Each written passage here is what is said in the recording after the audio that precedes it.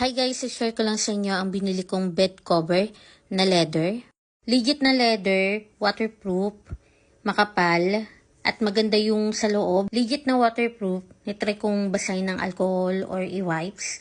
Hindi nabasa yung loob na part ng cover. Nagustuhan kong leather na to kasi kapag nabasa yung labas ng part ng leather, is madali siyang matuyo. Magandang leather na cover sa igan, lalo na kung may anak kayong bata na palaihi, may pasyente sa inyong bahay, or may pasyente kayo, may mahal kayo sa buhay na may demensya. Ang ganda-ganda ng leather na to, high quality ang pagkakagawa, zipper, dalawang zipper, para madaling isuot ang cover at tanggalin ang cover.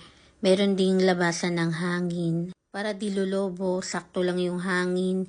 Hindi gusutin. Note, magusot lang siya sa video kasi kaka-unbox ko lang. Magandang pagkakagawa ng leather cover na to. So, ang advice ko, kapag bumili kayo ng foam na 2 inches, dapat ang bilhin yung size ng leather cover is 3 inches. So, maglagay kayo ng 1 inch na allowance. Na-appreciate ko yung item na to kasi matagal na ako naghahanap ng ganitong klaseng cover para sa aking papa na may demensya. Palaihi siya.